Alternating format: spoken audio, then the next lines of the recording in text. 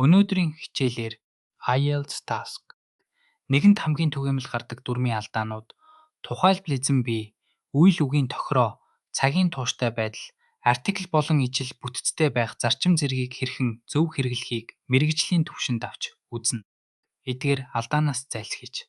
Band 6.5 болон түүнээс дээш оноо авахад шаардлагатай дүрмийн мэдлэгийг гүнзгийрүүлэх болно. Эхний түгээмэл алдаа бол subject verb agreement буюу эзэн бий үйл үгийн тохироо юм.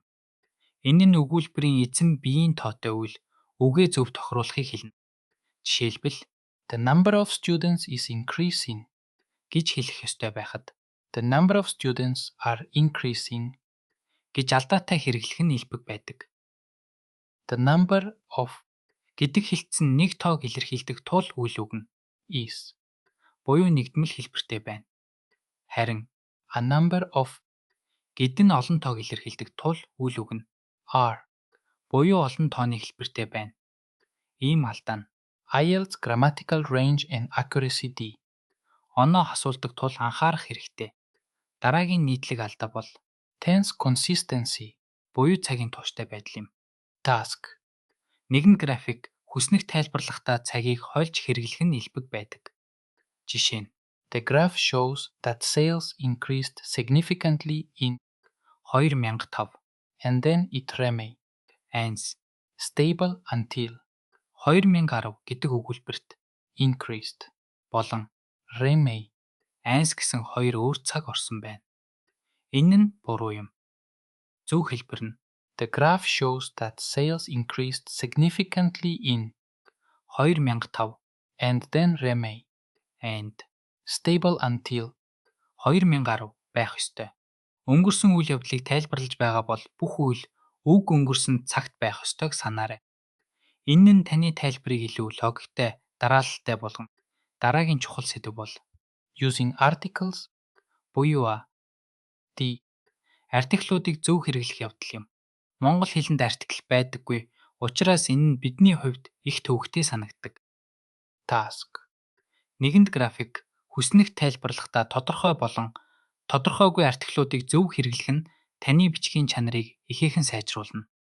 Жишээ нь ямар нэгэн тодорхойгүй өсөлтийг хэлэхдээ a significant increase гэж хэрэглэх бол өмнө нь дурдсан буюу тодорхой нэг өгөгдлийн талаар ярихдаа the data from organs гэх мэтээр the артиклийг ашиглана. Энэ нь таны тайлбарыг илүү наривчлалтай, академик болгоно. Parallelism буюу ижил бүтцтэй байх зарчим нь академик бичигт ялангуяа task нэгэнд маш чухал юм. Энэ нь жагсаалт, цуврал үйлдэлүүд эсвэл харьцуулалт хийх үед өгүүлбэрийн элементүүдийг грамматикийн хувьд ижил хэлбэртэй байлгахыг хэлдэг. Жишээ нь the report describes preparing the data, analyzing the trends and concluding the findings гэдэг өгүүлбэрт preparing, analyzing, concluding гэсэн gerund хэлбэрүүд хоорондоо ижил байна. Хэрэв эдгээрийн аль нэг нь өөр хэлбэртэй байвал өгүүлбэр буруу болно. Энэ зарчмыг баримтлах нь таны бичиг илүү зэгцтэй, логиктой болгож уншихад хялбар болгоно. Одоо таны дүрмийн мэдлэгийг шалгах нэг дасгал хийцгээе. Би энд хоёр өгүүлбэр өгнө. Та аль нь зөв болохыг сонгоно уу? The chart illustrates how the population in rural areas has grown while urban population decreased. Эсвэл B. The chart illustrates how the population in rural areas grew while urban population decreased. Зөв хариулт бол B юм. А өгүүлбэрт has grown болон decreased гэж цагуудыг хольж хэрэглэсэн нь цагийн тууштай байдлын алдаа юм. Харин B өгүүлбэрт бүх үйл үг өнгөрсөн цаг зөв хэрэглэгдсэн байна. IELTS task нэгэнд өндөр оноо авахд зөвхөн дүрмийн алдаагүй байх чухал биш, харин lexical resource буюу үгийн баялагийг зөв харуулах нь чухал. Үгсийн санг баяжуулахын тулд чиг хандлагыг илэрхийлэх эрдэм шинжилгээний үйл үгсийг ашиглах нь үр дүнтэй.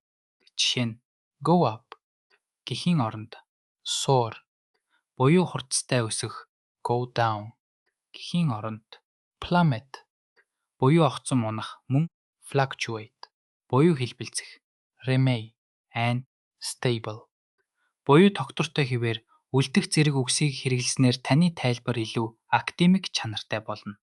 Өнөөдрийн хичээлээр бид IELTS Task нэгэнд гаргадаг нийтлэг дүрмийн алдаанууд болох эзэн бий, үйл үгийн тохироо, цагийн тууштай байдал, артиклууд болон ижил бүтцтэй байх зарчмуудыг хэрхэн зөв хэрэглэхийг авч үзлээ.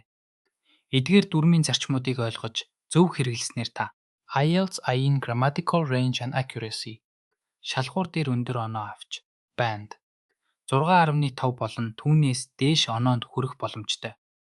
Дараагийн хичээл хүртэл байнга давтаж практик хийгээрэй. Баяртай.